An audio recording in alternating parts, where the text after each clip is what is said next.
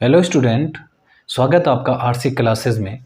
तो आज जो स्टार्ट कर रहे हैं हम वो कर रहे हैं एक्सरसाइज 1.2 क्लास 11th का जो पहला चैप्टर हमारे पास सेट्स, उसकी एक्सरसाइज 1.2 स्टार्ट कर रहे हैं। तो 1.2 स्टार्ट करने से पहले इससे रिलेटेड जो भी इंट्रो है, जो भी आप एक्सरसाइज 1.2 में पढ़ेंगे, ठीक है, उससे रिलेटेड कुछ बातें हैं जो आपको बताना चाहूँगा। तो सबसे पहले बात करते हैं हम एम्प्टी सेट की। किसकी?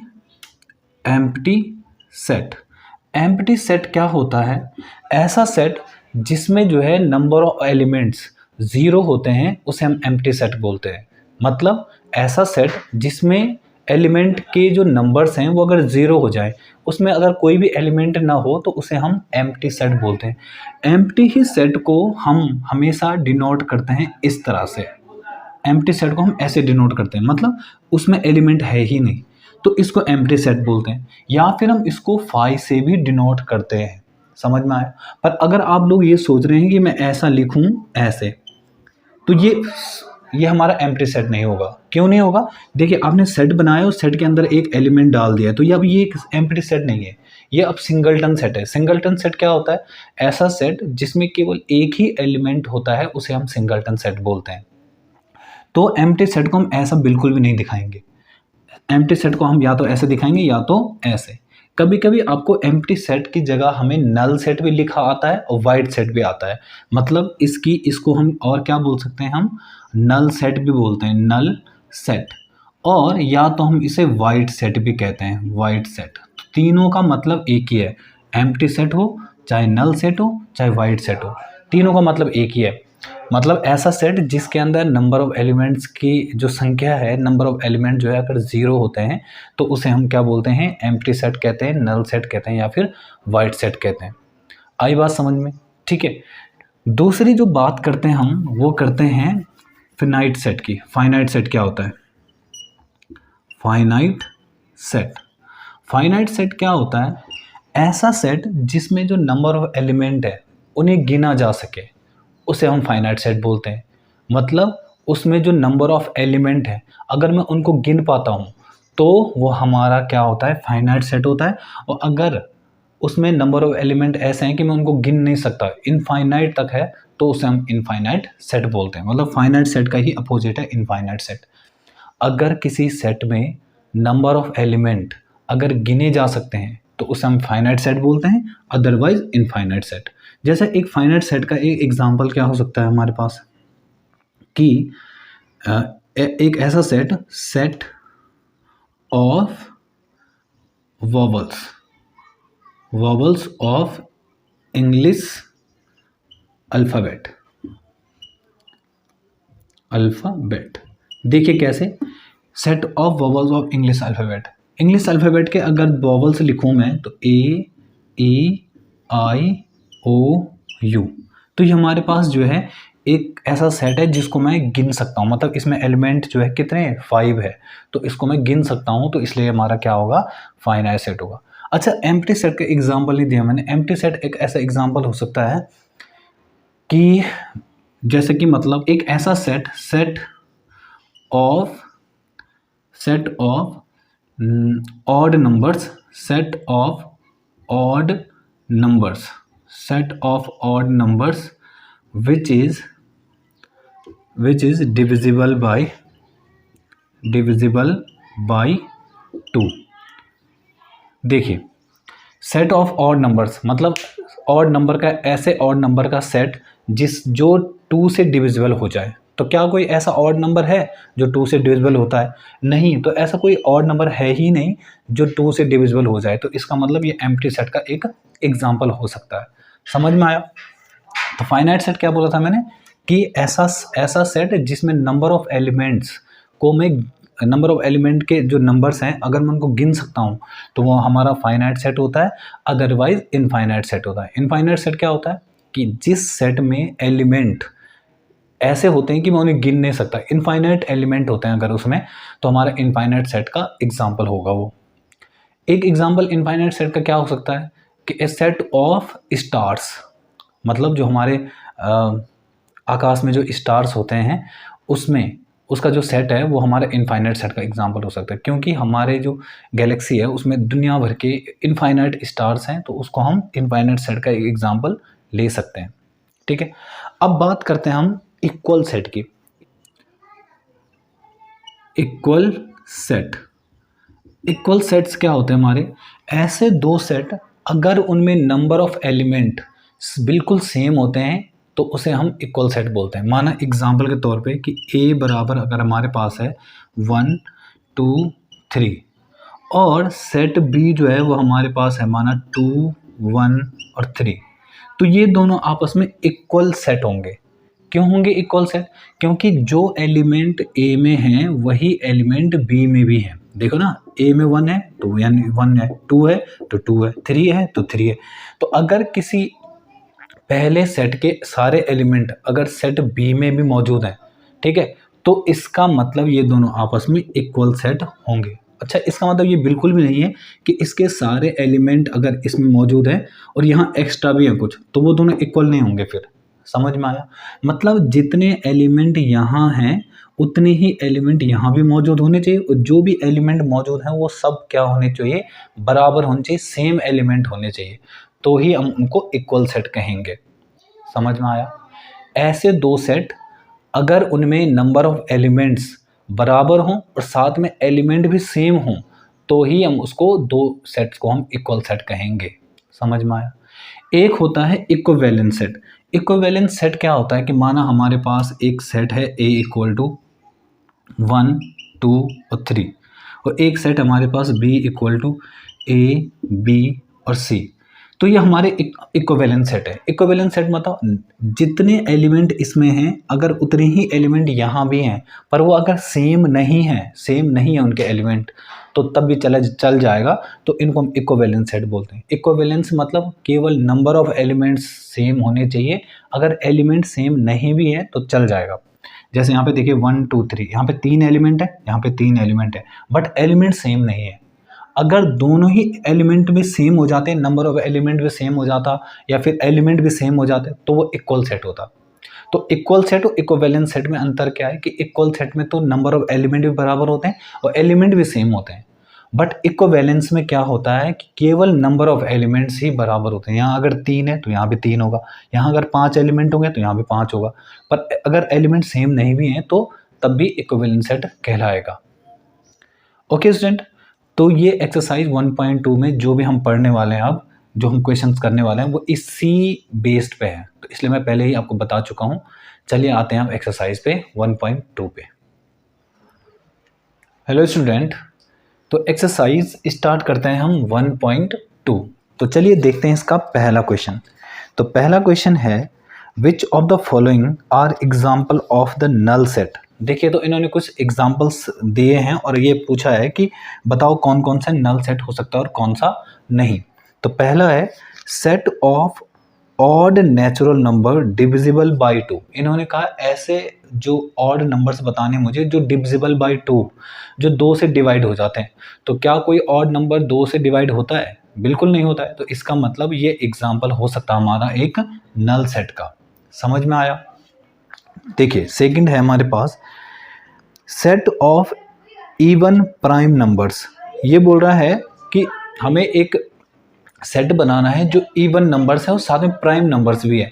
तो हमारे पास एक नंबर ऐसा है जो 2, जो प्राइम भी होता है और साथ में इवन भी होता है, तो ये हमारा एम्प्टी सेट नहीं होगा। क्यों नहीं होगा? क्योंकि एम्प्टी सेट तो है ही नहीं ना, एक एलिमेंट तो मिल ही रहा है हमें तब भी, तो इसलिए ये नहीं होगा। थर्ड है हमारे पास x such that x is a natural number x। हमें ये बताना है कि x जो है वो 5 से छोटा भी है एंड x जो है वो 7 से बड़ा भी है। तो देखिए, क्या कभी ऐसा पॉसिबल है कि एक ऐसा नंबर बताओ जो 5 से छोटा भी है और 7 से बड़ा भी है? तो इसका मतलब ये पॉसिबल है ही नहीं। तो इसका मतलब ऐसा कोई भी नंबर हमें नहीं मिलेगा। तो इसका मतलब ये वाला हमारा आंसर क्या हो जाएगा? एम्प्टी सेट का एग्जाम्पल हो जाएगा। फिर है फोर्थ वाला y such that y is the point common to any two parallel lines। अब देखिए, इन्होंने कहा है कि हमें 2 पैरेलल लाइन बनानी है और इनके बीच एक कॉमन पॉइंट बताओ। कॉमन मतलब जो दोनों में हो, ऐसा हो ही नहीं सकता। अगर मैं यहाँ पॉइंट बनाता हूँ तो यहाँ से छूटता है, अगर यहाँ बनाता हूँ तो यहाँ से छूटता है। कॉमन का मतलब क्या है कि एक लाइन ऐसे गई और हमारी एक लाइन यहाँ गई, तो ये वाला पॉइंट जो है दोनों के ऊपर है, तो इसे कॉमन बोलते हैं। तो ये हमारा एम्प्टी सेट का एग्जाम्पल होगा, क्योंकि पैरेलल लाइन जो होती है ना उनमें कॉमन पॉइंट होते ही नहीं है। तो इसका मतलब ये वाला जो हमारा है ये भी क्या होगा, किसका एग्जाम्पल होगा, एम्प्टी सेट का होगा। ओके स्टूडेंट, तो चलिए आते हैं क्वेश्चन नंबर 2 पे। तो क्वेश्चन नंबर 2 है which of the following set are finite और इनफाइनाइट। देखिए, तो पहला है the set of month of a year, जो साल के महीने होते हैं ना उनका नाम लिखना है। तो क्या वो फाइनाइट सेट है या इनफाइनाइट सेट है? फाइनाइट सेट है ना, क्योंकि उनको हम गिन सकते हैं, तो फाइनाइट सेट है।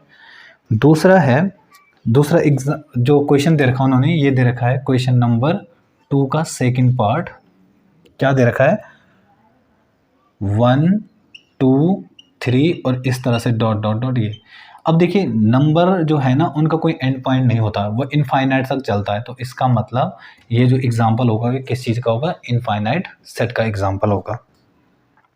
थर्ड है हमारे पास क्वेश्चन नंबर 2 का थर्ड, एक सेट दिया गया है 1 2 3 और इस तरह से 99 और 100। ये भी हमारा फाइनाइट सेट का एग्जांपल है। फाइनाइट सेट क्यों है, क्योंकि देखिए ना यहाँ पे चलते चलते और एक 100 तक जाना है केवल, तो 100 तक गिनते तो हम काउंट कर सकते हैं ना, तो ये हमारा फाइनाइट सेट का एग्जांपल हो जाएगा। ओके स्टूडेंट, तो फोर्थ है इसका फोर्थ पार्ट क्या है, the set of A positive integers greater than 100। ये बोल रहा है कि x की ऐसी वैल्यू जो कि 100 से ज़्यादा हो। 100 से ज़्यादा तो कुछ भी हो सकता है ना, इनफाइनाइट हो सकता है, तो इसका मतलब ये भी इनफाइनाइट सेट का एक एग्जाम्पल हो जाएगा। फिर है फिफ्थ वाला हमारे पास, set of prime numbers less than 99। ये कह रहा है कि प्राइम नंबर चाहिए मेरे को जो कि 99 से छोटे हों। तो 99 से छोटे प्राइम नंबर कितने होंगे, जितने भी होंगे उनको हम गिन सकते हैं, तो ये हमारा फाइनाइट सेट का एग्जाम्पल हो जाएगा। ओके स्टूडेंट, तो ये आपका क्वेश्चन नंबर 2 था। चलिए आते हैं क्वेश्चन नंबर 3 पे। तो क्वेश्चन नंबर 3 है हमारे पास, state whether which of the following set is finite और इनफाइनाइट।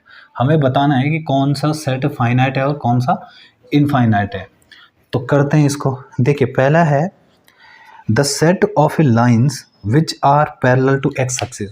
देखिए ये कह रहा है क्वेश्चन नंबर 3 का फर्स्ट पार्ट है कि हमारी जो एक्स एक्सिस है, देखिए ये एक्स एक्सिस है ना, इसके पैरेलल में कितनी पैरेलल लाइन खींच सकता हूँ, तो मैं इतनी पैरेलल लाइन खींच सकता हूँ कि इनफाइनाइट पैरेलल लाइन खींच सकता हूँ। समझ में आया, ये हमारा एक्स एक्सिस है ना, इसके पैरेलल में इनफाइनाइट लाइन खींच सकता हूँ, इसके पैरेलल में इनफाइनाइट लाइन खींच सकता हूँ।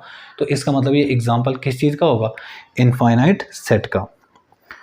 फिर है नेक्स्ट वाला, the set of a letter in English alphabet. English alphabet के जो लेटर्स होते हैं वो उन्हें मैं गिन सकता हूँ, तो इसका मतलब फाइनाइट सेट हो जाएगा। अगला है the set of a numbers which are multiple of 5। उन्होंने कहा the set of a numbers which is multiple of 5। 5 के मल्टीपल लिखने हैं। 5 के मल्टीपल क्या हो सकता है, 5 हो सकता है, 10 हो सकता है, 15, इस तरह से, और इनफाइनाइट नंबर हो सकते हैं जो 5 के मल्टीपल हो सकते हैं। तो हमारा ये क्या हो गया, इनफाइनाइट का एग्जाम्पल हो गया। फिर है फोर्थ वाला हमारे पास, the set of animals living on the earth. देखिए इन्होंने कहा धरती पर रहने वाले जो जितने भी हमारे एनिमल्स हैं उनको बताओ, तो उनको गिना जा सकता है, धरती पे जितने भी एनिमल होंगे उनको गिना जा सकता है, तो इसलिए हमारा फाइनाइट सेट का एग्जाम्पल होगा। द सेट नेक्स्ट है the set of A circles passing through the origin. तो इन्होंने कहा कि एक ऐसे सर्कल बताओ जो ओरिजिन से पास हो सकते हैं। देखिए एक सर्कल हमारा ऐसे जा सकता है, दूसरा हमारा ऐसे जा सकता है, तीसरा हमारा ऐसा जा सकता है, फिर चौथा भी ये जा सकता है। तो इससे मैं बहुत सारे सर्कल बना सकता हूँ, तो ये एग्जाम्पल हो जाएगा हमारा किसका, इनफाइनाइट सेट का। ओके स्टूडेंट, चलिए आते हैं क्वेश्चन नंबर 4 पे। हेलो स्टूडेंट, क्वेश्चन नंबर 4 है हमारे पास, in the following state whether a equal to b or not. हमें ये बताना है कि जो ये दो सेट दिए गए हैं, एक ये और एक ये, मुझे बताने दोनों इक्वल हैं भी कि नहीं है। तो किसी भी दो सेट के लिए इक्वल होने के लिए ज़रूरी है कि उन दोनों में जो नंबर ऑफ एलिमेंट्स हैं वो भी बराबर होने चाहिए और एलिमेंट भी सेम होने चाहिए। ठीक है, तो देखते हैं। ए सेट में जो है हमारे पास ए बी सी डी है और बी में जो है ए बी सी डी है, बस आगे पीछे लिखे गए उससे कोई फ़र्क नहीं पड़ता। सेट में जब कभी भी एलिमेंट को आगे पीछे लिखें तो उससे कोई फ़र्क नहीं पड़ता, मतलब दोनों का एक ही होता है। ठीक है, तो इसका मतलब ए और बी आपस में क्या है, बराबर है। तो हम इसके आगे लिखेंगे यहाँ पे ए इक्वल टू बी। ठीक है, नेक्स्ट है हमारे पास 4 8 12 16। फिर यहाँ पे देखो 4 8 16 तो है बट 12 नहीं है, तो इसका मतलब क्या हुआ कि ये दोनों सेट बराबर नहीं है, ये दोनों बराबर नहीं है, क्योंकि यहाँ 12 है, यहाँ 12 नहीं है, यहाँ 18 है बट यहाँ 18 नहीं है, तो ये दोनों बराबर नहीं है। थर्ड है 2 4 6 8 और 10, और यहाँ पे x such that x is A positive even integers, जो कि 100 से कम है। 100 से कम इंटीजर कैसे चाहिए, पॉजिटिव इंटीजर चाहिए और जो इवन हो। तो इसका मतलब यहाँ पे तो बहुत सारे आ सकते हैं जो पॉजिटिव हो सकते हैं। क्या क्या आ सकते हैं बताओ? 2 आ सकता है, 4 6 8 10 12 14 और ऐसे ऐसे करके 100 तक। तो देखिए क्या ये दोनों बराबर हैं? ये बिल्कुल ये दोनों बराबर नहीं है। तो इसका मतलब क्या हुआ? इसका मतलब है कि ए नॉट इक्वल टू बी, ये दोनों बराबर नहीं है। ओके, नेक्स्ट है हमारे पास फोर्थ वाला कि x such that x is A multiple of 3। Multiple of 3 का मतलब कि multiple of 10, sorry multiple of 10। तो 10 का मल्टीपल मतलब जो 10 के टेबल्स में आते हैं। तो 10 के टेबल में कौन है? 10 20 30 40 50, बट यहाँ पे देखिए यहाँ 15 है, 25 है, जो यहाँ नहीं है। तो इसका मतलब क्या हुआ? इसका मतलब है कि a not equal to b. Okay student, बहुत आसान क्वेश्चन था। ठीक है, चलिए करते हैं fifth question. Hello student, question number 5 है हमारे पास। Are the following pair of sets equal, give reasons. क्या ये दोनों सेट इक्वल हैं? और अगर हैं तो हमें रीजन भी देना है।